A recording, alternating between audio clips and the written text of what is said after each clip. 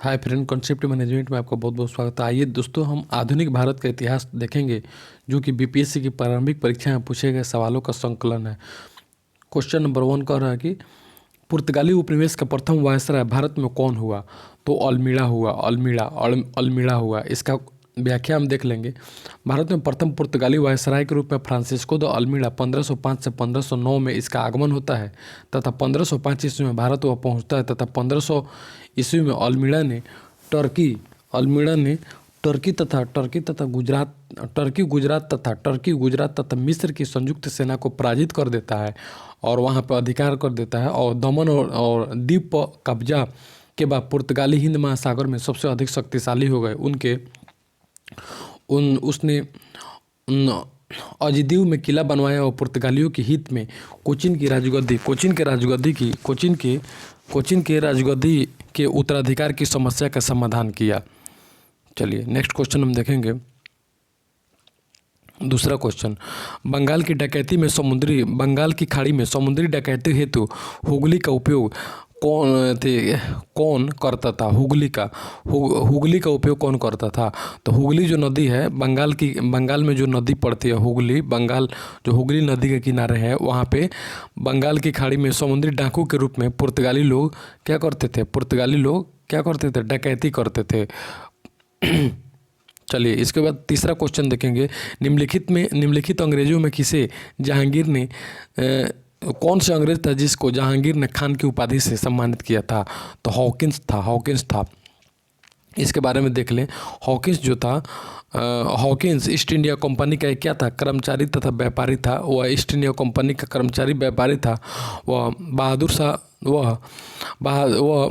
वह बादशाह जहांगीर के नाम इंग्लैंड के राजा जेम्स प्रथम का पत्र लेकर आया। किसका? तो इंग्लैंड के राजा जेम्स प्रथम का पत्र एक लेकर आया। बहादुर शाह थे जहांगीर के नाम से। जहांगीर किसके नाम से लेकर आया? तो जहांगीर के नाम से जेम्स प्रथम का पत्र लेकर आया। कब? तो 1608 ईस्वी में सूरत पहुंचा। कहाँ पे पहुंचा? तो सूरत पहुंचा और 1 अप्रैल 1608 में वह आगरा में मुगल सम्राट जहांगीर से भेंट की। तो जहांगीर ने खुश होकर के उसे 400 रुपया मनसब तथा फिरंगी अथवा इंग्लिश खान की उपाधि जहांगीर ने दी। फिरंगी का भी उपाधि दी और इंग्लिश खान की भी उपाधि दी। नेक्स्ट क्वेश्चन देखेंगे। भारत में 1612 ईस्वी में अंग्रेजों ने पहली फैक्ट्री कहाँ स्थापित की? 1612 में पहली सूरत में स्थापित की थी। इसका उत्तर हो जाएगा डी हो जाएगा। इसका व्याख्या देखेंगे। कैप्टन विलियम हॉकिंस सूरत से मुगल दरबार 1608 ईस्वी में पहुंचा, किंतु सूरत में फैक्ट्री की स्थापना की अनुमति पाने में सफल नहीं हो सका। विलियम हॉकिंस कब पहुंचा? तो 1608 ईस्वी में पहुंचा, किंतु सूरत में वह फैक्ट्री नहीं बना सका। लेकिन 1611 ईस्वी में पुर्तगालियों के विरोध के बावजूद कैप्टन मिल्टन सूरत के समीप स्वाली पहुंचा और मुगल गवर्नर से वहां व्यापार करने की अनुमति ली। मुगल गवर्नर से वहां स्वाली में पहुंचा और अनुमति लेने के बाद वह सफल रहा तथा कैप्टन बेस्ट द्वारा सूरत के बंदरगाह की विजय ने पुर्तगाली एकाधिकार की निरंतरता को भंग कर दिया। इसके बाद जहांगीर के शाही फरमान से अंग्रेजों ने सूरत में अस्थायी रूप से एक फैक्ट्री की स्थापना की, जहां से अंग्रेजों ने अपने व्यापार को देश के दूसरे भागों में फैलाया तथा शीघ्र ही अहमदाबाद तथा बुरहानपुर, अजमेर तथा आगरा में सहयोगी फैक्ट्रियां स्थापित की। नेक्स्ट क्वेश्चन देखते हैं। डच ईस्ट इंडिया कंपनी ने निम्नलिखित में किस वर्ष अपनी फैक्ट्री पटना में स्थापित किया? पटना में कब स्थापित की डच ईस्ट इंडिया कंपनी ने? तो वहीं 1600। इसमें से कोई नहीं है। पटना में तो कोई कंपनी का स्थापना नहीं हुआ था पटना में। नेक्स्ट क्वेश्चन देखेंगे। पटना में नहीं हुआ था। इसका व्याख्या यहाँ पर दिया हुआ है। इसका व्याख्या हम करते हैं। 1638 ईस्वी में सर्वप्रथम पटना में डच ईस्ट इंडिया कंपनी का प्रवेश हुआ। कब? तो 1638 में हुआ था। इतिहासकार ओम प्रकाश ने 1638 ईस्वी में पटना में डच फैक्ट्री की स्थापना संबंधी प्रमुख तथ्य प्रस्तुत किए, जो आर्थिक तंगी के कारण उसी वर्ष बंद हो गया। 1938 में पटना में तो आया लेकिन बंद हो गया।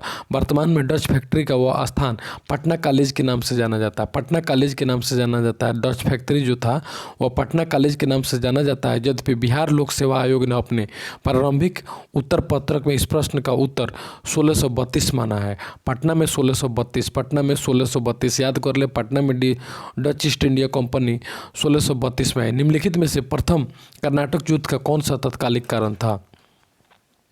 तो कर्नाटक युद्ध का तत्कालिक कारण था डी, अंग्रेजों द्वारा फ्रांसीसी जहाज़ों का अधिग्रहण करना।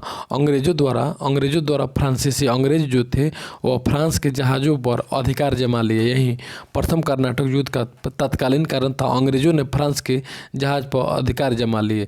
कर्नाटक का प्रथम युद्ध 1746 से 48 ईस्वी के बीच हुआ था। 46 से 48 ऑस्ट्रिया के उत्तराधिकार युद्ध जो 1740 ईस्वी में शुरू हुआ था।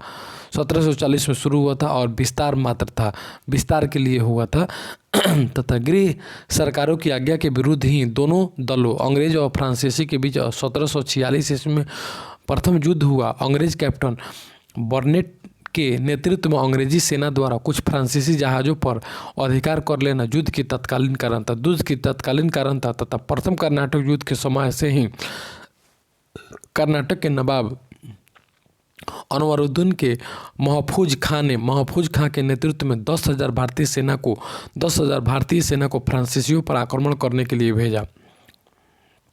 कैप्टन पैराडाइज के नेतृत्व में फ्रांसीसी सेना ने अदयार नदी पर स्थित सेंट थॉमस नामक स्थान पर नवाब को पराजित किया तथा यूरोप में युद्ध बंद होते ही कर्नाटक का प्रथम युद्ध समाप्त हो गया।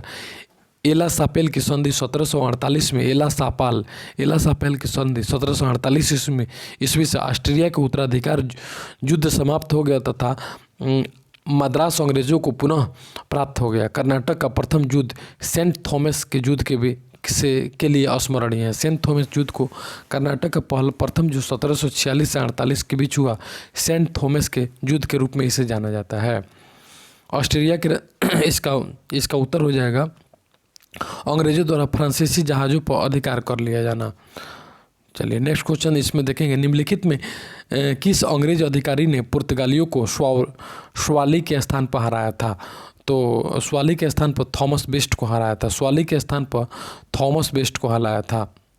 अंग्रेज अधिकारी ने पुर्तगालियों को स्वाली के स्थान पर थॉमस बेस्ट को हराया था। इसका उत्तर 1611 ईस्वी में पुर्तगालियों के विरोध के बावजूद कैप्टन मिल्टन सूरत के कैप्टन मिल्टन जो था, अंग्रेजों के कैप्टन मिल्टन था, तो सूरत के समीप स्वाली पहुंचा। सूरत के समीप स्वाली जगह का नाम है जो सूरत में स्वाली पहुंचा और मुगल गवर्नर से यहाँ व्यापार करने की अनुमति लेने में सफल हो गया।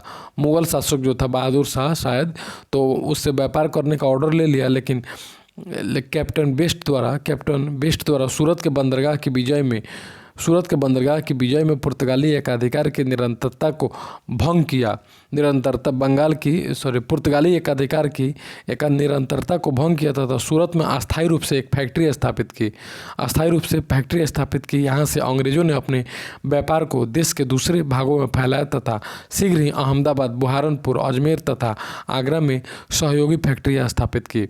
तो इसका उत्तर हो जाएगा पुर्तगालियों को स्वाली के स्थान पर हराया था, तो थॉमस बेस्ट को हराया था। नेक्स्ट क्वेश्चन हम देखेंगे। चलिए, उस क्षेत्र की पहचान करें जहाँ से यूरोप वासियों को सर्वोत्तम सोरा और अफीम प्राप्त हुआ। तो ये है बिहार से सबसे ज़्यादा सोरा और अफीम प्राप्त हुआ। नेक्स्ट क्वेश्चन, अंग्रेजी शासनकाल में भारत का कौन सा क्षेत्र अफीम उत्पादन के लिए प्रसिद्ध था? वहीं बिहार है।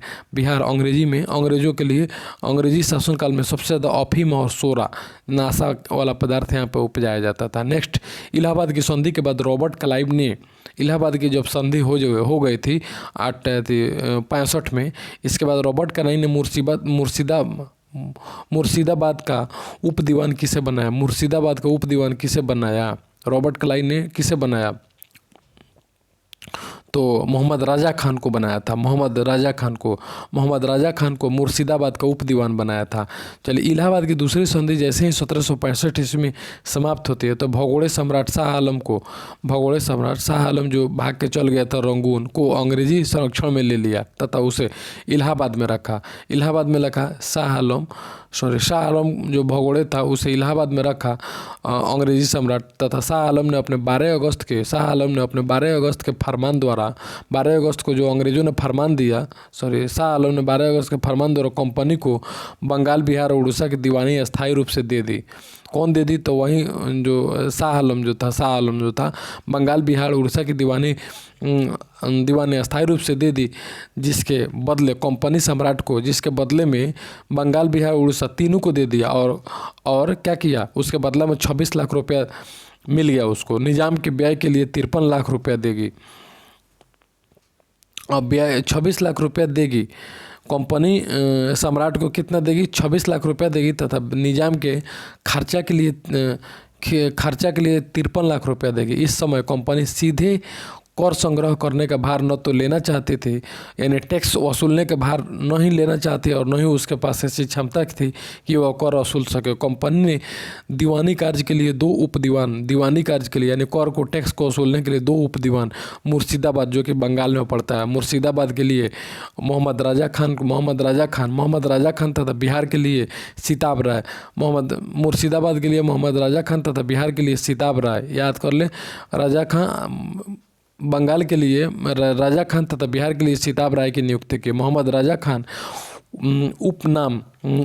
उपनामिज के रूप में भी कार्य करते थे, उपनामिज के रूप में भी कार्य करते थे। इस प्रकार समस्त दीवानी तथा निजामत का कार्य भारतीयों द्वारा चलता था, यद्यपि उत्तरदायित्व तो कंपनी का था। यानी भारतीयों द्वारा चलता था लेकिन अधिकार क्या था? कंपनी का था। तो इसमें देखेंगे, इसमें दीवान बनाया गया बंगाल का, मुर्शिदाबाद का उप दीवान राजा खान को बनाया गया तथा बिहार का सिताब राय को बनाया गया। चलिए नेक्स्ट क्वेश्चन देखेंगे। सम्राट शाह आलम द्वितीय ने ईस्ट इंडिया कंपनी को बंगाल, बिहार तथा उड़ीसा की दीवानी प्रदान की। कब की? तो 1765 में तो की, लेकिन किस तारीख को की थी? तो 12 अगस्त 1765 को बंगाल, बिहार और उड़ीसा की दीवानी प्रदान की। तो बिहार का सिताब राय तथा राजा खान बंगाल को दीवानी बनाया गया। चलिए 12 अगस्त 1965 याद कर ले, 12 अगस्त 1965। जैसे ही इलाहाबाद की दूसरी संधि होती है 1765 ईस्वी में, तो शाह आलम को अंग्रेजी संरक्षण में ले लिया गया। अंग्रेज ने अपने कब्जे में ले लिया और उसे इलाहाबाद में रखा गया। इलाहाबाद में रखा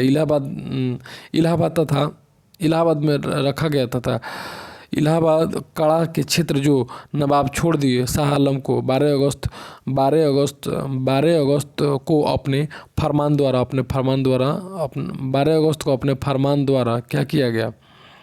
अपने फरमान द्वारा मुगल बादशाह शाह आलम द्वितीय ने कंपनी को बंगाल, बिहार तथा उड़ीसा की दीवानी अस्थायी रूप से दे दी, जिसके बदले कंपनी द्वारा सम्राट को 26 लाख रुपए तथा कंपनी के खर्च के लिए 53 लाख रुपए देना था। इस समय Robert Clive east India company का बंगाल का गवर्नर था।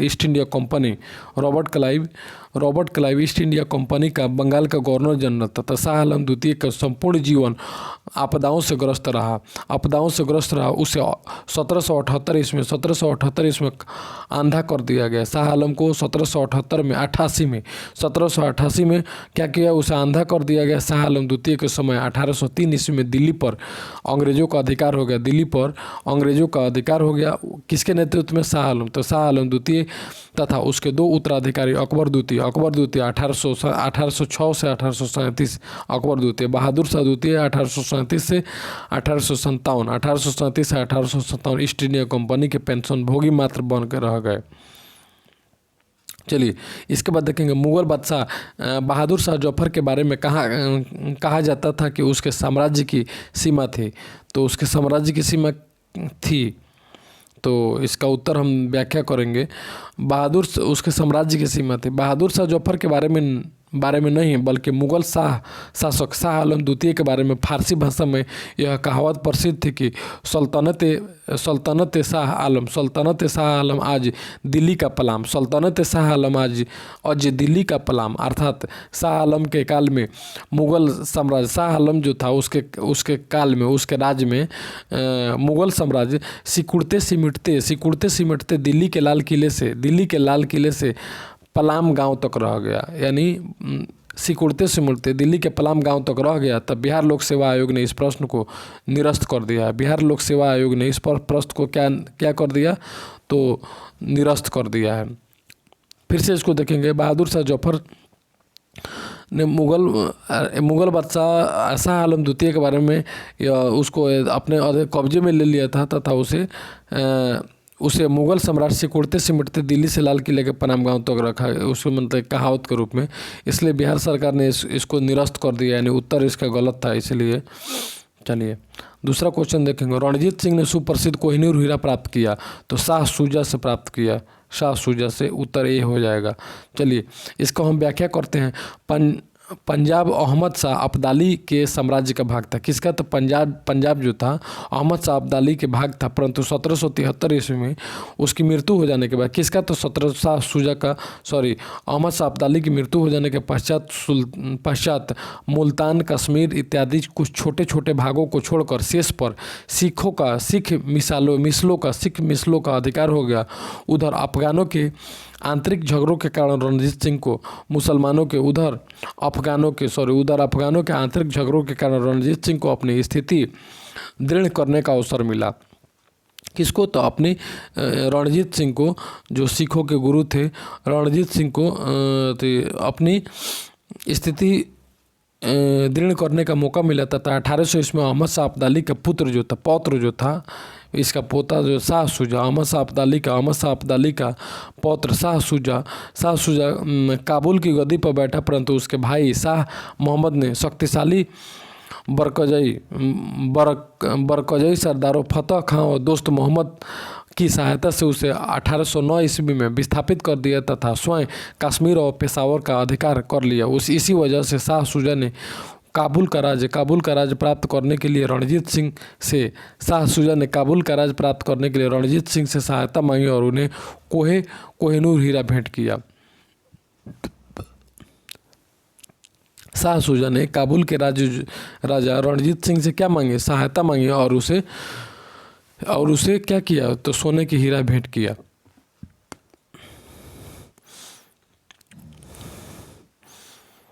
टीपू सुल्तान ने अपनी राजधानी बनाई, तो टीपू सुल्तान ने अपनी राजधानी कहाँ बनाई? तो श्रीरंगपट्टनम में बनाई। टीपू सुल्तान ने अपनी राजधानी श्रीरंगपट्टनम में अपनी राजधानी बनाया। यहाँ जैकोबिन क्लब की स्थापना की। क्या की? तो राजधानी बनाया तथा जैकोबिन क्लब की स्थापना की और उनका सदस्य बना। जैकोबिन क्लब का सदस्य बना कौन? टीपू सुल्तान। साथ ही अपनी राजधानी में फ्रांस और मैसूर की मैत्री का प्रतीक स्वतंत्रता का वृक्ष रोपा। फ्रांस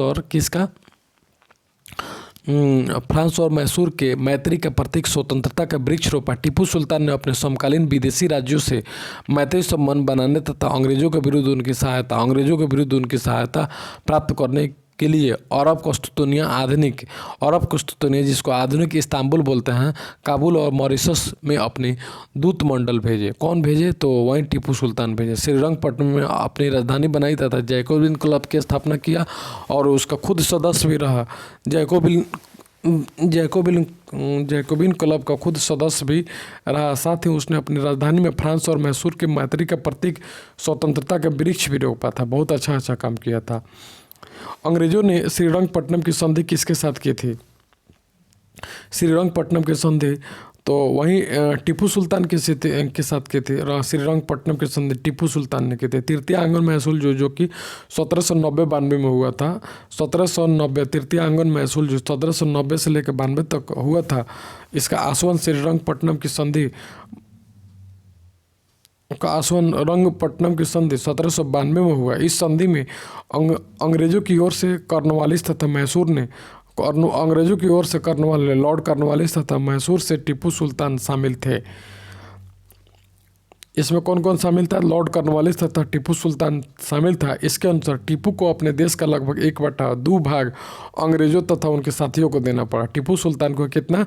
1/2 भाग अंग्रेजों तथा उनके साथियों को देना पड़ा। साथ ही युद्ध का हार जाने के रूप में टीपू को 3 करोड़ रुपये, युद्ध जो था हुआ था उसका हार जाने के रूप में टीपू सुल्तान को 3 करोड़ रुपये भी देना पड़ा। तथा श्रीरंगपट्टनम की संधि में यह शामिल था कि श्रीरंगपट्टनम की जो संधि हुई थी उसमें यह भी शामिल जिक्र था कि इस बात का भी जिक्र था कि जब तक टीपू 3 करोड़ रुपए नहीं देंगे तब तक उसके 2 पुत्र अंग्रेज के कब्जे में रहेंगे। कॉर्नवालिस ने इसी संधि के बाद यह टिप्पणी की थी कि हमने अपने शत्रु को प्रभावशाली ढंग से कॉर्नवालिस ने इसी संधि के बाद अपने यह टिप्पणी दिया था कि हमने अपने शत्रु को प्रभावशाली ढंग से पंगु बना दिया है तथा साथियों को भी शक्तिशाली बनने नहीं देंगे।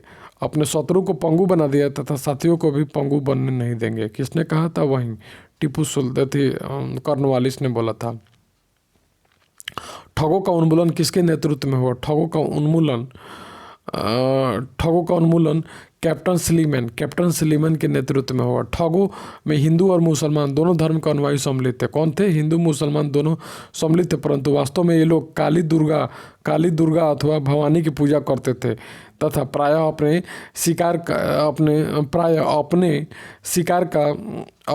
शिकार का सिर काटकर देवी के चरणों में बलि के रूप में चढ़ाते थे। उन्हें विश्वास था कि उनका यह धंधा विधि का विधान है तथा उनके शरीर की मृत्यु उनके भाग्य में उसी प्रकार लिखी होती है। सती प्रथा के प्रश्न पर तो कुछ मतभेद था, किंतु ठगी के विषय में समस्त जनता ने सरकार का क्या किया? सरकार का समर्थन किया तथा लॉर्ड विलियम बेंटिंग ने कैप्टन स्लीमैन को ठगों के विरुद्ध कार्यवाही करने के लिए नियुक्त किया। कौन? तो लॉर्ड विलियम बेंटिंग ने स्लीमैन को ठहराया, कहा कि जो लोग ठगी करते हैं उनके विरुद्ध कार्रवाई कीजिए। उसने लगभग 1500 ठगों को बंदी बना लिया। कौन? तो कैप्टन स्लीमैन ने ठगों को बंदी बना लिया। उनके ठगों को फांसी दी गई, उनके अनेक ठगों को फांसी भी दी गई तथा शेष को आजीवन कारावास भी दिया गया। 1837 के पश्चात संगठित रूप से ठगों का अंत हो गया। 1837 में कब अंत हो गया? तो 1837 में ठगों का अंत हो गया। नेक्स्ट क्वेश्चन देखेंगे। दैध शासन के जनक किसे कहा जाता है? दैध शासन के जनक, इसका उत्तर हो जाएगा डी, सर लियोनिल कॉर्टिस को क्या कहा जाता है? तो दैध शासन का लियोनिल कॉर्टिस को क्या कहा जाता है? तो दैध शासन के जनक कहा जाता है। नेक्स्ट क्वेश्चन इसका देखेंगे। सर लियोनिल कॉर्टिस को दैध शासन के जनक माना जाता है। भारत सरकार अधिनियम 1919 द्वारा प्रांतों में दोहरी शासन प्रणाली शुरू कर दी गई। इसमें प्रांतीय विषयों को 2 भागों में बांटा गया, आरक्षित विषय तथा हस्तांतरित विषय। सर लियोनिस कॉर्टिस, इसका उत्तर हो जाएगा दैध शासन के जनक सर लियोनिल कॉर्टिस को माना जाता है। 2 भागों में 1919 में ये क्या होगा? विभाजित हो गया। Next question. भारत में प्रथम रेलवे लाइन किस ब्रिटिश गवर्नर के समय बिछाई गई? प्रथम रेलवे लाइन तो वहीं डलहौजी होना चाहिए, डलहौजी के शासनकाल में बिठाई गई। इसका व्याख्या देख लेंगे। भारत में रेल निर्माण की दिशा में प्रथम प्रयास ब्रिटिश गवर्नर लॉर्ड डलहौजी द्वारा किया गया। किसके द्वारा? लॉर्ड डलहौजी के द्वारा किया गया। प्रथम रेलवे लाइन 1853 ईस्वी में मुंबई से थाने के बीच में डलहौजी के प्रयास से बिछाई गई तथा दूसरी 1854 में कलकत्ता से रानीगंज। प्रथम 1853 में तथा दूसरा 1854 में कलकत्ता से रानीगंज बिछाई गई। नेक्स्ट, मुंगेर का बरहिया ताल विरोध का उद्देश्य क्या था? बरहिया ताल विरोध का उद्देश्य था बकास्त भूमि की वापसी की मांग। मुंगेर के बरहिया ताल विद्रोह का उद्देश्य क्या था? तो बकास्त भूमि की वापसी की मांग। यह आंदोलन 1935 में कार्यानंद शर्मा के नेतृत्व में चलाया गया। किसके नेतृत्व में? तो वहीं कार्यानंद शर्मा के नेतृत्व में चलाया गया। फिर से देखेंगे मुंगेर का बरहिया ताल विरोध का उद्देश्य क्या था? तो बकास्त भूमि की वापसी की मांग करना। किसकी? तो बकास्त भूमि जो था उसकी वापसी की मांग करना। नेक्स्ट, 1857 में भारत का गवर्नर जनरल कौन था? 1857 में कैनिंग था। 1857 में कैनिंग था। 1857 में भारत का गवर्नर जनरल लॉर्ड कैनिंग था। चलिए इसके बारे में 1857 के विद्रोह से भारत का गवर्नर जनरल लॉर्ड कैनिंग, जो कि 1856 से 62 तक रहा था। लॉर्ड कैनिंग भारत में कंपनी द्वारा अंतिम गवर्नर जनरल तथा ब्रिटिश सम्राट के अधीन नियुक्त भारत का पहला वायसराय भी था। कौन? तो लॉर्ड कैनिंग था। जिसका शासनकाल था 56 से 62 था। नेक्स्ट क्वेश्चन देखेंगे, अंग्रेज भारतीय सेना में चर्बी वाले कारतूस से चलने वाले एनफील्ड राइफल कब शामिल किया गया? तो वहीं 1857 में शुरू किया गया। 1857 में शुरू किया गया। कब? तो 1856 दिसंबर 1856 में शुरू किया गया। एनफील्ड राइफल, जिसको मुंह से काट करके उसके गोली चलाई जाती थी। एनफील्ड राइफल दिसंबर 1856 इसमें दिसंबर 1856 में सरकार ने पुराने लोहे वाली बंदूक बनी ब्राउन बंदूक, जिसको ब्राउन बेस के स्थान पर नवीन एनफील्ड राइफल के नाम, यानी पुराना कंपनी का बंदूक था ब्राउन बेस और उसको नवीन एनफील्ड राइफल नाम दिया गया। इन राइफल में दमदम, अंबाला तथा सियालकोट में बने दमदम, अंबाला तथा सियालकोट में कहाँ था? दमदम, अंबाला तथा सियालकोट में बने चुंबकीय कारतूस, चर्बी वाले कारतूस का प्रयोग किया जाता था, जिसमें गाय और सूअर की चर्बी लगी होते थे। इन कई राइफल में कारतूस के ऊपर भाग को मुंह से काटना पड़ता था। जनवरी 1857 में बंगाल सेवा में यह अफवाह फैल गए थे कि चर्बी वाले कारतूस में गाय और सूअर की चर्बी है। जैसे ही अफवाह फैली, सैनिकों के अधिकारियों ने इस अफवाह की जांच के बिना तुरंत इसका खंडन कर दिया। जांच नहीं कराया, इसका खंडन कर दिया। कौन? तो अंग्रेज अधिकारियों ने बोला कि यह झूठ बात है। लेकिन सैनिकों को विश्वास हो गया कि चर्बी वाले कारतूस का प्रयोग उनके धर्म को नष्ट करने के लिए किया जा रहा है, और यही कारतूस 1857 के विद्रोह का तत्कालीन कारण बन गया, जो कि इसको दिसंबर 1857 बोलेंगे। दिसंबर 1857 इसका करेक्ट उत्तर होगा। 1857 के विद्रोह का नेतृत्व बिहार में किसने किया? तो बिहार में कुंवर सिंह जी ने किए थे। 1857 के में जगदीशपुर में विद्रोह की अगुवाई करने वाले कुंवर सिंह बिहार के कहाँ से थे? तो आरा जिला से थे। जब उन्होंने अंग्रेजों के विरुद्ध विद्रोह का झंडा बुलंद किया तो प्रकृति ने उन्हें अदम्य शौर्य, कहाँ से इतना शक्ति आ गया उनमें? वीरता और सेना नायक के आदर्श गुणों से क्या सुसज्जित कर दिया, मंडलित कर दिया। इसी कारण उन्हें सही रूप में विद्रोह के दौरान बिहार का सिंह माना जाता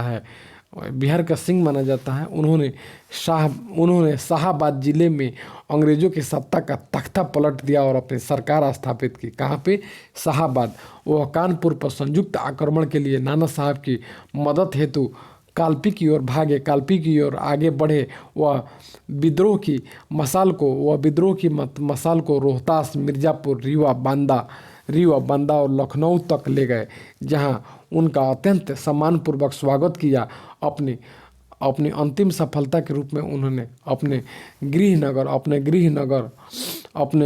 नगर जगदीशपुर के निकट अंग्रेजों को बुरी तरह से पराजित किया। इसी युद्ध के दौरान कुंवर सिंह बुरी तरह घायल भी हो गए तथा 26 अप्रैल 1858 ईस्वी को उनकी मृत्यु हो गई। उनकी मृत्यु के बाद उनके भाई अमर सिंह ने दिसंबर 1858 तक अंग्रेजों के विरुद्ध संघर्ष किया।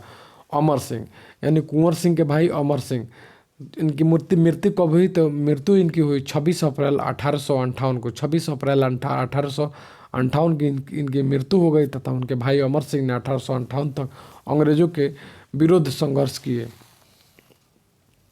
नेक्स्ट, बिहार में 1857 के विद्रोह का नेतृत्व किसने किया? तो वहीं कुंवर सिंह जी ने किए, कुंवर सिंह। नेक्स्ट क्वेश्चन, जगदीशपुर के किस व्यक्ति ने 1857 के विप्लव में क्रांतिकारियों के नेतृत्व किया? तो वहीं कुंवर सिंह हो जाएगा इसका उत्तर। कुंवर सिंह राजा थे, तो कुंवर सिंह जगदीशपुर के राजा थे, कुंवर सिंह जगदीशपुर के राजा थे, जो कि बिहार के शाहाबाद जिले के जगदीशपुर गांव में 1782 में जन्मे कुंवर सिंह जो थे वहीं जगदीशपुर की जमींदारी संभाल ली। जगदीशपुर की क्या थी? तो जमींदारी संभाल ली तथा जगदीशपुर से उन्होंने ही 1857 के विद्रोह का नेतृत्व किया। 26 अप्रैल 1858 को इनकी मृत्यु हो जाती है।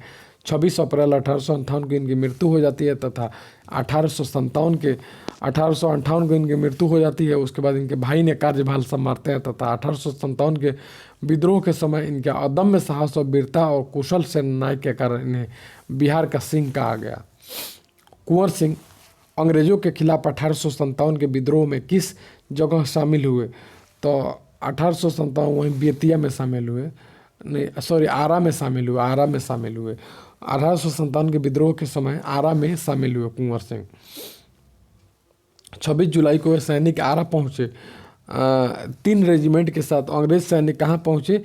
तो 25 जुलाई 1857 को दानापुर में सैनिकों की 3 रेजिमेंट ने आरा पहुँचे। तो 26 को ये सैनिक आरा पहुँच गए और वीर कुंवर सिंह ने इसका नेतृत्व स्वीकार किया तथा इस प्रश्न का उत्तर बिहार लोक सेवा आयोग ने पटना मनाया, जबकि सही उत्तर आरा होना चाहिए।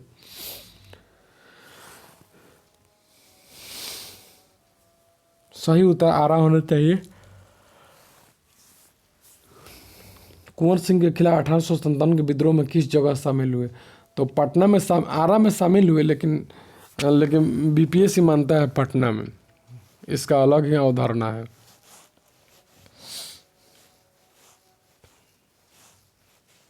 चलिए, पटना के 1857 के स्वतंत्रता संग्राम के नेता कौन थे? तो पटना के 1857 के स्वतंत्रता संग्राम के नेता वहीं राजपूत कुंवर सिंह होना चाहिए, बी होना चाहिए। यानी पटना में जगदीशपुर के जमींदार कुंवर सिंह ने विद्रोह का नेतृत्व किया। उनकी जमींदारी कंपनी की नीतियों के कारण छीन गई। उन्होंने भी अपने रोष की अभिव्यक्ति विद्रोह कर दी, नेक्स्ट क्वेश्चन, 1857 के विद्रोह का बिहार में 15 जुलाई 1857 से 20 जुलाई 1857 तक केंद्र था।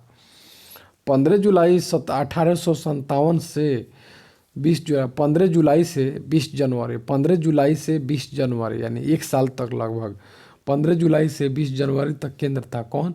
तो बिहार में कह रहा है, तो बिहार में जगदीशपुर केंद्र था। जगदीशपुर वहीं जगदीशपुर जहाँ के राजा थे वीर कुंवर सिंह थे। नेतृत्व संभाला, विद्रोह का नेतृत्व जगदीशपुर में संभाले, लेकिन शाहाबाद जिले में अंग्रेजों की सत्ता का तख्ता पलटकर अपनी सरकार स्थापित की तथा बिहार के विद्रोह को पटना डिवीजन के कश्मीर विलियम टेलर और बंगाल गोलंदाज फौज के मेजर बिसेंट आयर द्वारा दबा दिया गया। कौन सा? कश्मीर विद्रोह को क्या किया गया? टेलर और बंगाल गोलंदाज फौज के मेजर बिसेंट आयर को दबा दिया गया। जगदीशपुर के राजा थे, तो वहीं जगदीशपुर के राजा कुंवर सिंह थे। कुंवर सिंह जमींदार थे तथा वृद्धावस्था में अंग्रेजों के खिलाफ बगावत का बिगुल बजाया तथा विद्रोह के दौरान उन्हें बिहार का सिंह कहा गया। नेक्स्ट, कुंवर सिंह ने 1857 के विद्रोह का नेतृत्व किस प्रांत से किया? तो 1857 का नेतृत्व कहाँ से किया? तो वहीं बिहार से किए। बिहार में 1857 के विद्रोह का नेतृत्व आरा के विशाल रियासत के वृद्ध राजपूत जमींदार कुंवर सिंह ने किया था, जो शीघ्र ही पटना के समीप दानापुर, छोटा नागपुर, रांची, पलामू आदि सहित बिहार के कई भागों में फैला रहा। कुंवर सिंह ने लंबे समय तक बहादुरी और उत्साहपूर्वक अंग्रेजों से संघर्ष किया और लगभग 10 माह लंबी सफल लड़ाइयों के बाद 10 महीना के सफल लड़ाइयों के बाद उन्होंने 26 अप्रैल 1858 को वे मृत्यु को प्राप्त हुए, शहीद हो गए। 1857 के विद्रोह का नेतृत्व बिहार में किसने किया? 1857 के विद्रोह का नेतृत्व वहीं कुंवर सिंह ने किए, बिहार में कुंवर सिंह ने किए। बहुत तरह का क्वेश्चन घुमा घुमा के देता है कुंवर सिंह। निम्नलिखित में से कौन 1857 के विद्रोह में अंग्रेजों का सबसे कट्टर दुश्मन था? कट्टर 1857 अंग्रेजों का सबसे कट्टर दुश्मन कौन था? तो मुसलमानों में सबसे कट्टर दुश्मन इसका मौलवी हमदुल्लाह शाह था। मौलवी हमदुल्लाह शाह था। मौलवी हमदुल्लाह शाह ने फैजाबाद में विद्रोह को अपना नेतृत्व प्रदान किया। कहाँ पे? तो फैजाबाद में। ये अंग्रेजों के सबसे कट्टर दुश्मन थे। वह मूलतः तमिलनाडु में आरकाट के रहने वाले थे। तमिलनाडु में कहाँ के रहने वाले थे? मोहम्मद अब्दुल्ला आरकाट के रहने वाले थे। वह फैजाबाद में आकर बस गए थे। कहाँ पे? फैजाबाद में। उन्होंने भारत के विभिन्न धर्मानुयायियों का आह्वान करते हुए कहा कि सारे लोग काफिर अंग्रेजों के विरुद्ध खड़े हो जाओ और उन्हें भारत से बाहर खदेड़ दो। इनके बारे में अंग्रेजों ने कहा था कि अदम्य साहस के गुणों से परिपूर्ण और दृढ़ संकल्प वाले व्यक्ति तथा विद्रोह में सर्वोत्तम सैनिक है। इनकी गिरफ्तारी के लिए ब्रिटिश सरकार ने 50,000 रुपये का इनाम रखा था। मोहम्मद अब्दुल्ला साहब को 50,000 रुपये का इनाम रखा था, इनामी थे। 1857 के विद्रोह को किस उर्दू कवि ने देखा था? मिर्जा गालिब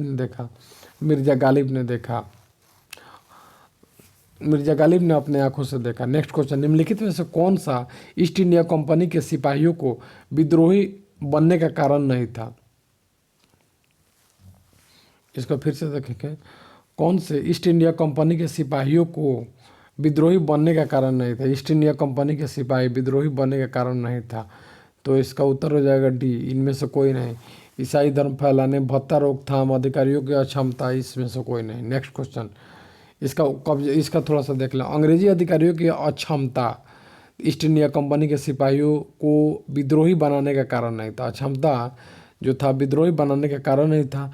इन्हीं अधिकारियों की योग्यता के बल पर अंग्रेजी हुकूमत ने लगभग 90 वर्षों में पूरा भारत पर कब्जा कर लिया। इसका अतिरिक्त अन्य सभी कारण सिपाहियों को विद्रोह बनाने में सहायक थे। अन्य सभी कारण सिपाहियों को विद्रोही बनाने में सहायक है।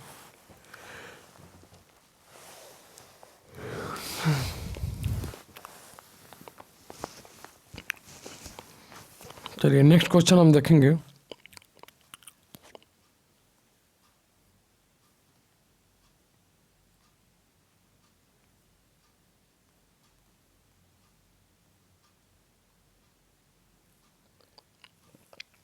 निम्नलिखित वर्गों में किसने 1857 के विद्रोह में भाग नहीं था? निम्नलिखित वर्गों में किसने 1857 के विद्रोह में भाग नहीं लिया?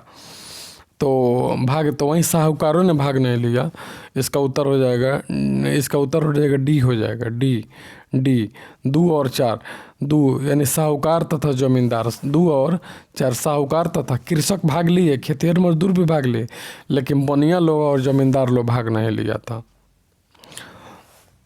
यह विद्रोह था बहुत बड़ा क्षेत्र में फैला हुआ था, तो जनता का व्यापक समर्थन हुआ, लेकिन पूरे देश को या भारतीय समाज के सभी अंगों तथा वर्गों को अपनी लपेट में नहीं ले सका, सबको नहीं ले सका। दक्षिण भारत तथा पूर्वी और पश्चिमी भारत के अधिकांश भागों में नहीं फैल सका। भारतीय राजवाड़ों के अधिकांश शासक तथा बड़े जमींदार पक्के स्वार्थी तथा अंग्रेजों की शक्ति से भयभीत थे और वे विद्रोह में शामिल नहीं हुए। इनके विपरीत ग्वालियर के सिंधिया, इंदौर होलकर तथा हैदराबाद के निजाम, जोधपुर के राजा, भोपाल के नवाब तथा पटियाला नाभा और जिंद के सिख शासक तथा पंजाब के दूसरे सिख सरदार तथा कश्मीर का महाराजा तथा दूसरे अनेक सरदारों तथा बड़े जमींदारों ने विद्रोह को कुचलने में अंग्रेजों की सक्रिय सहायता की। लेकिन गवर्नर जनरल कैनिंग के बाद में टिप्पणी की, इन शासकों ने तूफान के आगे बाघ की तरह काम किया तथा वरना यह तूफान एक ही लहर में हमें बहा ले जाता। व्यापारियों और शिक्षित वर्ग ने कलकत्ता और मुंबई में सभाएं कर अंग्रेजों की सहायता के लिए प्रार्थना की। उच्च तथा मध्य के अधिकांश लोग विद्रोह के आलोचक थे तथा विद्रोह में शामिल अवध के बहुत से ताल्लुकदार ने अंग्रेज़ों से यह आश्वासन पाकर कि उनकी जागीरें वापस दे दी तथा विद्रोह से किनारा कर लिया। चलिए मोटा मोटी तौर पर मतलब ये दोनों लोग नहीं थे। निम्नलिखित में से कौन था कथन सही है? तो 1857 में दरभंगा डुमराव तथा हटावा में महाराजा, इसका उत्तर हम देख लेंगे कौन सा उत्तर सही है। इसका ये उत्तर सही है, ये उत्तर सही है। इसका उत्तर क्या है? 1857 में दरभंगा डुमराव और इटावा के महाराजाओं और उनके साथी जमींदारों ने आदमी तथा पैसा से अंग्रेजों की मदद की। आदमी तथा पैसा से अंग्रेजों की मदद की। दरभंगा और डुमराव और हटावा के महाराजों और उनके साथी जमींदारों ने आदमी और पैसे से अंग्रेजों की मदद की। Next question.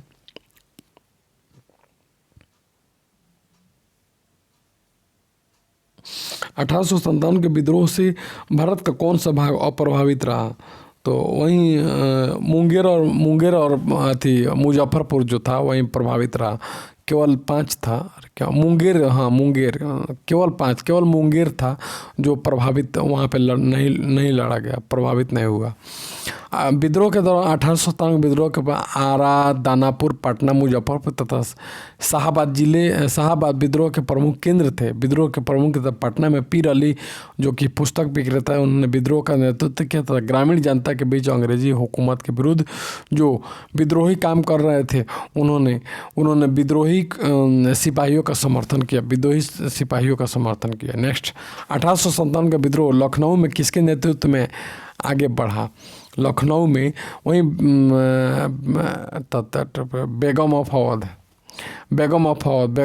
बेगम हजरत महल के। तो इसका व्याख्या देखेंगे। लखनऊ में विद्रोह का आरंभ 30 मई 1857 को पहुंचा और यहाँ के विद्रोह का नेतृत्व बेगम हजरत महल ने किया और अपने अल्पसंख्यक पुत्र और अपने अल्प यानी छोटा सा एगो पुत्र था बिरजिस कादिर को नवाब घोषित किया तथा मार्च 1858 में कैपवेल में यहाँ के विद्रोह को समाप्त कर लखनऊ पर पुनः कब्जा कर लिया जबकि बेगम हजरत महल ने आत्मसमर्पण करने से इनकार कर दिया और नेपाल चली गई। बेगम हजरत महल क्या कर दी? तो वह अपने छोटे से पुत्र को सौंप के वो आत्मसमर्पण करने से इनकार कर दिया और लखनऊ और नेपाल में चले गए। 1857 का विद्रोह मुख्यतः किस कारणों से असफल रहा? तो इसका उत्तर हो जाएगा बी। किसी सामान्य योजना और केंद्रीय संगठन की कमी थी। सामान्य योजना थी और केंद्रीय संगठन की कमी थी जिसके चलते असफल रहा। सामान्य योजना और केंद्रीय संगठन की कमी थी। चलिए देखेंगे 1857 के विद्रोह की असफलता का मुख्य कारण किसी सामान्य योजना केंद्रीय संगठन की कमी थी। विद्रोहियों के नेतृत्व में विद्रोहियों के नेताओं में कोई संगठन का भाव नहीं देखा गया तथा 82 वर्षीय बहादुर साहब बहुत कमज़ोर था। उसके द्वारा विभिन्न सरदारों का आह्वान करना काफ़ी नहीं था। साथ ही विद्रोहियों ने वीरता को दिखाई और सरकार का विनाश करने पर वे तुले हुए थे, प्रतीत होते थे, किंतु ऐसा करने के लिए उनके पास किसी सुनियोजित कार्यक्रम का पूर्ण अभाव था। उसमें अनुशासन की कमी थी। कभी तो वे अनुशासित सेना के बजाय दंगाई भीड़ की तरह व्यवहार करते थे तथा विदेशी शासन के प्रति एक साझी घृणा को छोड़कर और कोई संबंध सूत्र नेताओं के बीच नहीं था तथा किसी क्षेत्र विशेष से ब्रिटिश सत्ता को उखाड़ फेंकने के बाद उन्हें पता भी नहीं होता था कि उनकी जगह किस प्रकार की राजनीतिक सत्ता या तथा संस्थाएं स्थापित की जाए। उनके पास भविष्य उन्मुखी कार्यक्रम, सुसंगत तथा विचारधारा, राजनीतिक परिप्रेक्ष्य, भावी समाज और अर्थव्यवस्था के प्रति एक स्पष्ट दृष्टिकोण का अभाव था। नेक्स्ट विचार कीजिए। इसका उत्तर हो जाएगा ए। चलिए 1857 में प्रथम स्वतंत्रता संग्राम ब्रिटिश सरकार से स्वतंत्रता प्राप्त करने में असफल रहा। ब्रिटिश सरकार से स्वतंत्रता प्राप्त करने में असफल रहा। और कारण दूसरा कारण है बहादुर शाह जफर के नेतृत्व को जन सहयोग नहीं मिला। एकदम सही है। और अधिकांश महत्वपूर्ण रियासतों के शासक उनका साथ देने में कतरा गए। नीचे दिए गए कोड में कौन सा सही है? तो ये दोनों बात सही है। क और ख दोनों सत्य है तथा ए का पुष्टि तथा क का पुष्टि का पुष्टि क करता है। इसको देख लेंगे। 1857 के विद्रोह का स्वरूप सामंतवादी था। कैसा था? सामंतवादी था, जिसमें कुछ राष्ट्रवाद के तत्व विद्यमान थे। अवध तथा रुहेलाखंड के तथा अन्य उत्तरी भाग के सामंतवादी तत्वों ने विद्रोह का नेतृत्व किया और दूसरी ओर अन्य सामंतवादी तत्वों तथा पटियाला, जींद तथा ग्वालियर व हैदराबाद के राजाओं ने इस विद्रोह का दमन करने में सहायता की तथा संकट के समय कैनिंग ने कहा था कि यदि सिंधिया भी विद्रोह में शामिल हो जाए तो मुझे कल ही बिस्तर गोल करना होगा। कौन कहा था? तो कैनिंग ने कहा था यदि सिंधिया भी विद्रोह में शामिल अगर जैसे हुआ तो हम लोग को कल ही बोरा बिस्तर लेके भागना पड़ेगा। नेक्स्ट क्वेश्चन देखेंगे। महारानी विक्टोरिया ने भारतीय प्रशासन को ब्रिटिश ताज के नियंत्रण में लेने की घोषणा कब की? कौन? तो एलिजाबेथ ने भारतीय प्रशासन को ब्रिटिश शासन के नियंत्रण में लेने की घोषणा कब की? तो इसका उत्तर हो जाएगा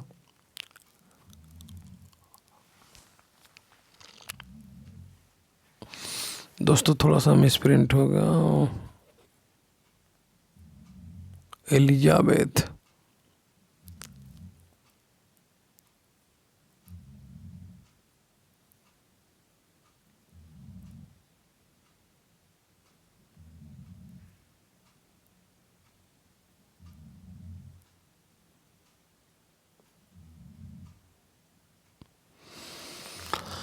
हाँ, तो इसका उत्तर हो जाएगा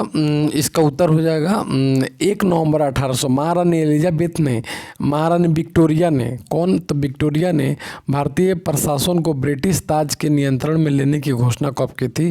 तो 1 नवंबर 1858 को घोषणा की थी। चलिए नेक्स्ट क्वेश्चन हम देखेंगे। इसको थोड़ा सा समझ लें। 1857 की क्रांति के दमन के पश्चात 1 नवंबर 1858 को महारानी विक्टोरिया ने भारतीय शासन को ब्रिटिश ताज के नियंत्रण में लेने की घोषणा की। इस घोषणा के बाद भारत में कंपनी के शासन को समाप्त कर भारत को सीधे ब्रिटिश क्राउन का अधिकार कर दिया गया। एक भारत मंत्री या सचिव तथा 15 सदस्यों वाली इंडियन काउंसिल की स्थापना की गई। तत्कालीन गवर्नर जनरल लॉर्ड कैनिंग को भी भारत का प्रथम वायसराय बनाया गया, लॉर्ड कैनिंग को। Next question. 1857 के विद्रोह के बाद ब्रिटिश सरकार ने सिपाहियों का इन प्रांतों से चयन किया। 1857 का विद्रोह हुआ तो ब्रिटिश लोगों ने सिपाहियों का चयन कहाँ से किया? तो उत्तर प्रदेश, पूर्वी बंगाल, गोरखा सिख तथा पंजाबी, मद्रास प्रेसिडेंसी। इसका उत्तर हो जाएगा सी हो जाएगा। पूर्व में बंगाल और उड़ीसा से सबसे ज़्यादा सिपाही की भर्ती अंग्रेज़ों ने किया। तो पूर्व में बंगाल और उड़ीसा से सिपाहियों का सबसे ज़्यादा भर्ती किया, याद रखें। इसको देख लें। 1857 के विद्रोह के बाद ब्रिटिश सरकार ने सिपाहियों का चयन गोरखा सिख तथा पंजाब के उत्तर प्रांत से किया। 1857 के विद्रोह को भड़काने में उत्तर प्रदेश और बिहार के सैनिकों ने महत्वपूर्ण भूमिका निभाई।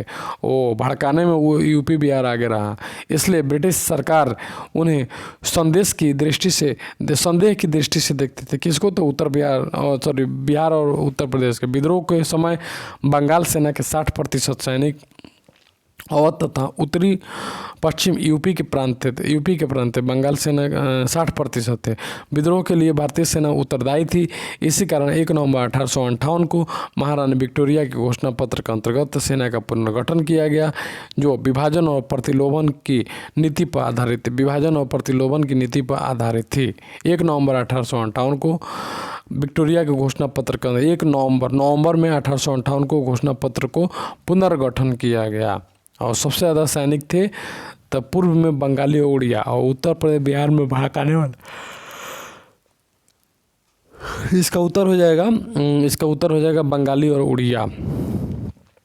चलिए नेक्स्ट क्वेश्चन हम देखेंगे। निम्नलिखित में किसने 1857 के विद्रोह को एक षड्यंत्र की संज्ञा दी? तो एक षड्यंत्र की लॉरेंस होना चाहिए, sir James Outram and W Taylor, James Outram और W Taylor, sir James Outram और डब्ल्यू टेलर ने 1857 के विद्रोह को हिंदू मुस्लिम षड्यंत्र का परिणाम बताया। जेम्स आउटरम तथा डब्ल्यू टेलर ने वहीं हिंदू मुस्लिम षड्यंत्र का इसको परिणाम दे दिया, तथा आउटरम का विचार था कि यह मुस्लिम षड्यंत्र था जिसमें मुस्लिम षड्यंत्र जिसमें हिंदू शिकायतों का लाभ उठाया जाए। जॉन लॉरेंस और सीले के अनुसार वह केवल सैनिक विद्रोह था, और सर जॉन नीले के अनुसार 1857 का विद्रोह एक महत्वपूर्ण देशभक्ति सहित स्वार्थी विद्रोह था। चलिए 1857 के विद्रोह को एक षड्यंत्र की संज्ञा किसने दी? सर जेम्स आउटरम तथा डब्ल्यू टेलर ने षड्यंत्र की दी। चलिए निम्नलिखित में कौन सा आयोग 1857 के विद्रोह के दमन के बाद भारतीय फौज के नव गठन से संबंधित है? तो पील आयोग है। पील आयोग 1857 के जैसे दमन होता है तो भारतीय फौज के नव गठन से संबंधित कौन है? तो पील आयोग है। 1857 के विद्रोह के दमन के बाद ब्रिटिश सरकार ने भारतीय फौज के नए रूप से गठन किया, जिसे पील आयोग का गठन किया। नया वहीं फौज से है, भारतीय फौज के नए गठन पील आयोग से नाम दिया गया, जिसमें सेना के रेजिमेंट को जाति, समुदाय और धर्म के आधार पर विभाजित किया गया। यूरोपीय सैनिकों की संख्या 1857 के पूर्व 45,000 थी, जो अब 65,000 कर दी गई। 45,000 से यूरोपीय सैनिकों की संख्या 45 से करके बढ़ा करके 65,000 कर दी गई, तथा भारतीय सैनिकों की संख्या 2,38,000 से घटा करके 1,40,000 कर दी गई। यानी यूरोपीय संख्या बढ़ा दी गई, 45 से 65 हो गई तथा 2,38,000 से 1,40,000 कर दी गई, और भारतीय सैनिकों की संख्या घटा दी गई। बंगाल में यूरोपीय सैनिकों का भारतीय सैनिकों से 1.2 का अनुपात हो गया, 1.2 का अनुपात हो गया, जबकि मद्रास तथा मुंबई में यह अनुपात कितना था? 1/3 ही रखा गया। पील आयोग वहीं फौज के नव गठन पील आयोग उसको बोलते हैं, पील आयोग। नेक्स्ट क्वेश्चन देखेंगे।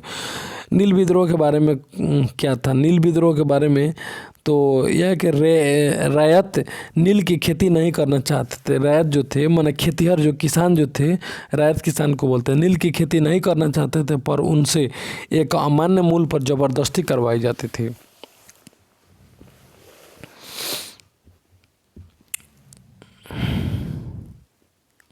जिसे यह नील विद्रोह के नाम से भी जाना जाता है। यह विद्रोह मूलतः ददनी प्रथा थी, जिसमें बागवान तथा किसानों के नील की खेती के लिए कुछ पैसा अग्रिम भुगतान किया जाता तथा भुगतान के बदले किसान नील उगाने तथा उपज उसी बागान मालिकों को निर्धारित दर से देते थे। नील बेचने के लिए बाध्य किया जाता तथा इस प्रकार बेगार कृषि के विरुद्ध किसानों का नील विद्रोह था। इसी पर दीनबंधु मित्र ने नील दर्पण नामक नाटक का वर्णन किया। दीनबंधु मित्र नील दर्पण नामक नाटक का वर्णन किया है। 46 वह प्रथा जिसके तहत किसान स्वयं भूमि का मालिक होता था और सरकार को भू राजस्व के भुगतान के लिए जिम्मेवार माना जाता। तो भूमि का मालिक बी होगा, बी रैयतवाड़ी प्रथा में। रैयतवाड़ी के अंतर्गत किसान स्वयं रैयतवाड़ी में किसान भूमि का मालिक होता था और सरकार को भू राजस्व के भुगतान के लिए जिम्मेवार माना जाता था। सरकार जो होता है वह भू राजस्व के लिए जिम्मेवार माना जाता था। नेक्स्ट नील कृषकों की दुर्दशा पर लिखी गई पुस्तक नील दर्पण के लेखक कौन थे? तो वहीं दीनबंधु मित्र थे। पागलपंथ की स्थापना किसने की? तो करम शाह ने की थी। पागलपंथ की स्थापना किसने थी? तो करम शाह ने की थी। इसको देख लेंगे। पागलपंथ एक अर्ध धार्मिक संप्रदाय था जिसमें उत्तरी बंगाल के करम शाह ने चलाया था। उत्तरी बंगाल के कौन सा चलाया था? करम शाह ने चलाया था। करम शाह का पुत्र तथा उत्तराधिकारी टीपू धार्मिक तथा राजनीतिक उद्देश्य से प्रेरित था। धार्मिक और राजनीतिक उद्देश्य से क्या था? तो प्रेरित था। उसने जमींदारों के द्वारा मुजारों पर किए गए अत्याचारों के विरुद्ध आंदोलन किया। करम शाह ने आंदोलन किया था। 1825 ईस्वी में टीपू ने शेरपुर पर अधिकार कर लिया तथा राजा बन बैठा। वह इतना शक्तिशाली हो गया कि स्वतंत्र सत्ता का प्रयोग करने लगा और प्रशासन को चलाने के लिए उसने एक न्यायाधीश, एक मजिस्ट्रेट और एक कलेक्टर नियुक्त किया। नेक्स्ट क्वेश्चन देखेंगे। इसका पागलपंथ कौन चलाया था? करम शाह ने चलाया था। एक और धार्मिक संप्रदाय था उत्तरी। चलिए इसके बाद देखें फराजी कौन थे? तो हाजी शरियतुल्लाह के अनुयायी थे। फराजी लोग बंगाल के फरीदपुर के हाजी शरियतुल्लाह द्वारा चलाए गए संप्रदाय के अनुयायी थे। ये लोग अनेक धार्मिक, सामाजिक तथा राजनीतिक आमूल परिवर्तनों का प्रतिपादन करते थे। कौन? तो फराजी कौन थे? तो हाजी शरियतुल्लाह के अनुयायी थे। नेक्स्ट क्वेश्चन देखेंगे। इसके बाद इसमें और है थोड़ा सा। शरियतुल्लाह के पुत्र दादू मियाँ तथा बंगाल के अंग्रेजों को निकालने की जो दादू मियाँ ने बंगाल से शरियतुल्लाह के पुत्र जो थे दादू मियाँ उन्होंने क्या निर्णय लिया था? बंगाल से अंग्रेजों को निकाल दिया जाए। यह योजना बनाई तथा 1838 से 1807 के दौरान चलता रहा। अंत में इस संप्रदाय के अनुयायी बहावी दल में शामिल होगा। फरैजी आंदोलन की शुरुआत किसने की? तो फरैजी आंदोलन की शुरुआत हाजी शरियतुल्लाह ने किया था। फरैजी आंदोलन की शुरुआत हाजी शरियतुल्लाह ने किया। कुका आंदोलन को किसने गठित किया? तो कुका आंदोलन को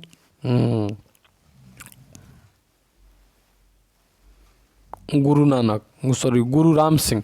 कुका आंदोलन बहावी आंदोलन से बहुत कुछ मिलता जुलता था। दोनों धार्मिक आंदोलन के रूप में आरंभ हुए, किंतु बाद में ये राजनीतिक रूप से में परिवर्तित हो गए, जिनका सामान्य उद्देश्य अंग्रेजों को देश से बाहर निकालना था। कुका आंदोलन का उद्देश्य था अंग्रेजों को देश से बाहर निकालना था। पश्चिम पंजाब में कुका आंदोलन की शुरुआत एक धार्मिक आंदोलन था, अंग्रेजों को देश से बाहर निकालना था। तथा पश्चिम बंगाल में कुका आंदोलन की शुरुआत 1840 ईस्वी में भगत जवाहर मल की गई, जिन्हें मुख्यतः सियान साहब के नाम से पुकारा जाता था। गुरु राम सिंह ने कुका आंदोलन को संगठित किया। गुरु राम सिंह ने कुका आंदोलन को संगठित किया तथा जुझारू बनाया। उनका उद्देश्य सिख धर्म में प्रचलित बुराइयों और अंधविश्वासों को दूर कर इस धर्म को शुद्ध करना तथा 1872 ईस्वी में इस आंदोलन के एक नेता राम सिंह को रंगून निर्वासित कर दिया गया।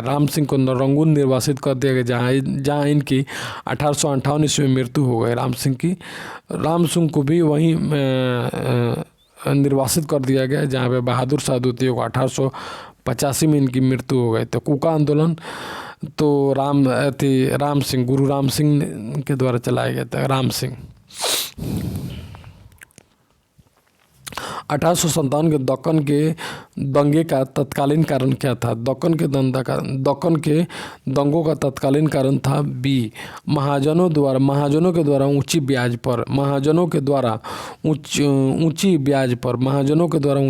पर।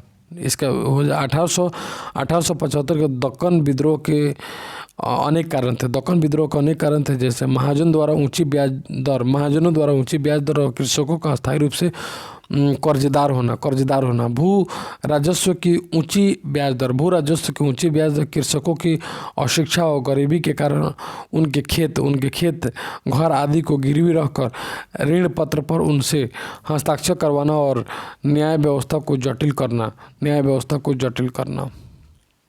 1800 दक्कन के दंगों का तत्कालीन कारण था महाजनों द्वारा ऊंची ब्याज।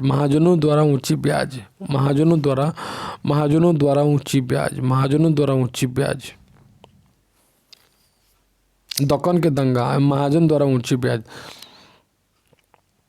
1875-76 में अकाल से कृषकों के ऋण शोधन क्षमता पूरी तरह खत्म कर दिया।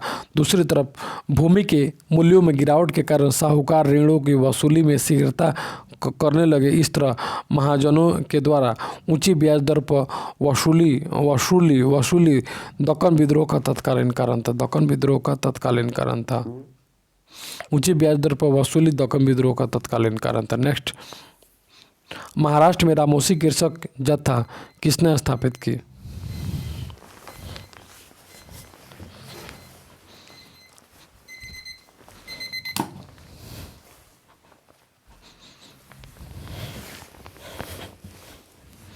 महाराष्ट्र में रामोसी कृषक जत्था किसने स्थापित की? तो वासुदेव बलवंत फड़के ने। महाराष्ट्र में वासुदेव बलवंत फड़के ने क्या किया? तो वहीं रामोसी कृषक जत्था का शुरुआत किया। इसको देखेंगे। प्रारंभिक क्रांतिकारी के रूप में अग्रणी वासुदेव बलवंत फड़के 1845 से 83 में मुंबई प्रेसिडेंसी के रामोसी जनजाति के लोगों को संगठित करके प्रशिक्षित लड़ाकू बल में परिवर्तित किया। उन्हें काला पानी की सजा दी गई। था 1883 ईस्वी में आमरण अनशन से इनकी मृत्यु हो गई। तो इसका महाराष्ट्र में रामोसी कृषक जत्था वहीं वासुदेव बलवंत फड़के द्वारा चालू किया। रामोसी कृषक जत्था वासुदेव बलवंत फड़के, याद रखें, वासुदेव बलवंत फड़के। रामोसी विद्रोह सही रूप से किस भौगोलिक इलाके में हुआ? तो इसका उत्तर हो जाएगा डी, पश्चिमी घाट में हुआ। पश्चिमी घाट में इसका उत्तर हो जाएगा पश्चिमी घाट में रहने वाले रामोसी जाति के लोगों ने 1822 ईस्वी में अपने नेता सरदार चित्तूर सिंह के नेतृत्व में रामोसी विद्रोह किया। रामोसियों ने सतारा के आसपास के क्षेत्रों को लूटा और किलों पर भी आक्रमण कर दिया। 1825-26 में भयंकर अकाल और अन्न अभाव के कारण उन्होंने क्या किया? उन्होंने उमाजी के नेतृत्व में विरोध किया। तो वही है पश्चिमी घाट, इसका उत्तर हो जाएगा। पश्चिमी घाट में विद्रोह हुआ 1822 में रामोसी विद्रोह का। तो दोस्तों यहाँ पे 1 घंटा मेरा पूरा हुआ। फिर से अगले क्वेश्चन 55 से हम देखेंगे अगले वीडियो में। तब तक के लिए थैंक यू सो मच।